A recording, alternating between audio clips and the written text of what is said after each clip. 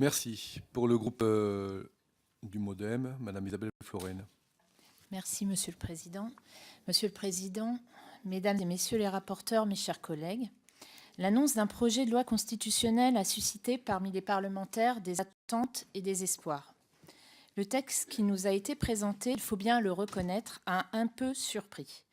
Une frustration d'abord, celle de ne pas pouvoir examiner les 3 textes de nature différente en même temps. Un certain étonnement pour ce qui concerne le contenu du présent projet de loi constitutionnelle qui nous semble en deçà des attentes que nous nourrissions. Vous êtes plusieurs à avoir déjà souligné lors de cette discussion ou lors des commissions saisies pour avis que ce projet de révision constitutionnelle contient une diminution réelle des droits du Parlement face à l'exécutif. À cela, nous tenions à formuler 2 remarques. Premièrement, sur le fond, si le groupe MoDem et apparenté peut éventuellement partager une partie de ce constat, nous pensons cependant que l'analyse de départ est la bonne. Le fonctionnement du Parlement n'est pas satisfaisant. La fabrique de la loi n'est pas optimale. Deuxièmement, nous n'en sommes qu'au début du processus parlementaire et nous sommes persuadés que nous serons capables collectivement de faire évoluer ce projet de loi afin qu'il convienne au plus grand nombre. Vous le savez, il sera nécessaire de réunir une majorité des 3/5 et donc de trouver un consensus le plus large possible. Dans cette optique, je souhaite que nos travaux nous permettent d'établir un texte de consensus pour que cette révision constitutionnelle aboutisse, notamment sur la partie concernant les relations entre le pouvoir exécutif et le pouvoir législatif. Il est de notre responsabilité de rétablir un équilibre et de corriger les dysfonctionnements que nous constatons.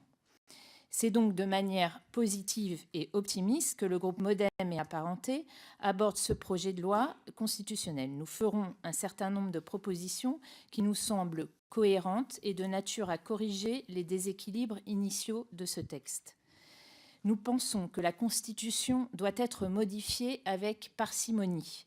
C'est un texte qui ne saurait être bavard et qui doit aller à l'essentiel. Par ailleurs, nous sommes attachés à l'équilibre des pouvoirs tel que dessiné par le texte de 1958 et ses révisions successives. Il s'agit donc pour nous de conserver ces équilibres globaux en procédant à des ajustements et à des correctifs afin d'améliorer le fonctionnement de notre démocratie. Ces éléments étant posés, j'en viens maintenant au contenu du texte que nous allons examiner dès ce soir. Certaines dispositions, cela a été dit à plusieurs reprises, font globalement consensus.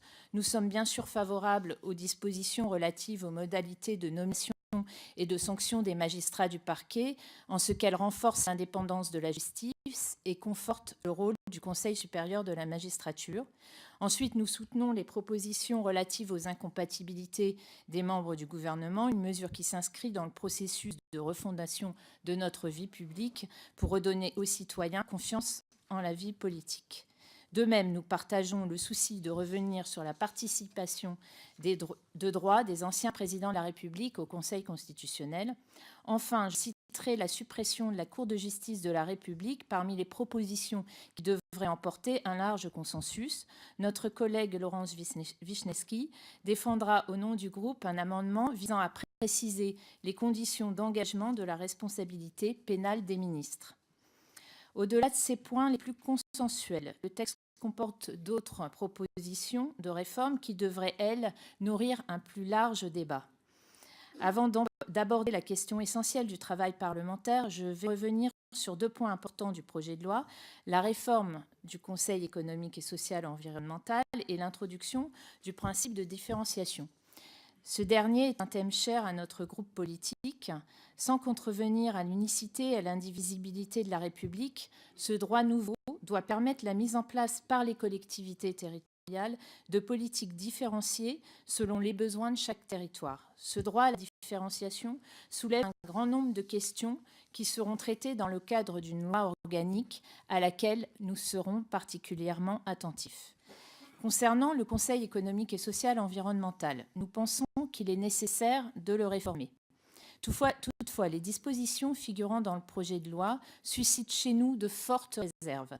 Nous sommes néanmoins certains de pouvoir trouver un équilibre qui conviendra au plus grand nombre. Et je laisserai le soin à notre collègue Erwan Balanant, qui a travaillé sur le sujet avec Madame la rapporteure, de présenter au moment opportun le fruit de leurs travaux. Mes chers collègues, j'en viens désormais au travail parlementaire. Vous le savez, la modernisation de nos institutions est une ambition qui guide notre sensibilité politique depuis plusieurs années maintenant. Aussi, le bilan de cette première année de mandat a conforté certaines des idées déjà à l'œuvre dans nos travaux. Le fonctionnement du Parlement n'est pas optimal, ce qui l'empêche de remplir convenablement ses missions premières. Cet état de fait découle notamment du manque de visibilité concernant notre calendrier. Travailler selon un ordre du jour qui nous échappe, avec une visibilité à quelques semaines, voire à quelques jours, n'est pas satisfaisant. Or, le projet de loi qui nous est soumis occulte cette problématique et impute les dysfonctionnements observés à un mauvais usage des outils qui font notre fonction de législateur.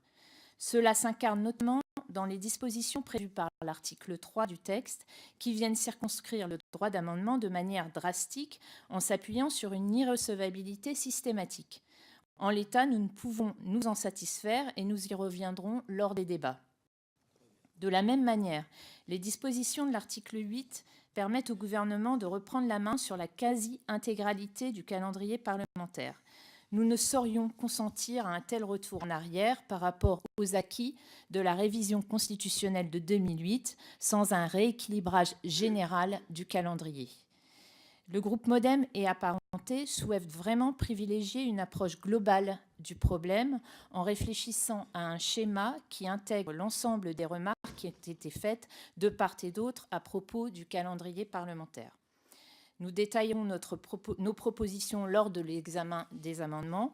Cependant, l'essentiel pour nous est vraiment d'arriver à combiner lisibilité et prévisibilité en faisant en sorte que chacun, gouvernement et parlementaire, ait le temps nécessaire pour mener à bien leur mission. Je voudrais finir par les questions soulevées par les travaux menés par notre collègue Jean-Noël Barrot concernant les missions de contrôle et d'évaluation du Parlement. Il est important que cette révision arrive à marquer de vraies avancées sur ce sujet que nos concitoyens attendent. Voici en quelques points les orientations proposées par le groupe MoDem. Notre objectif est de faire en sorte que la répartition entre les pouvoirs exécutifs et législatifs soit équilibrée, que le Parlement ait les moyens de remplir pleinement les missions qui sont les siennes et que nos institutions fonctionnent correctement. C'est donc avec un esprit ouvert et volontariste et des propositions mûrement réfléchies que nous aborderons ce projet de loi constitutionnelle. Merci. Merci.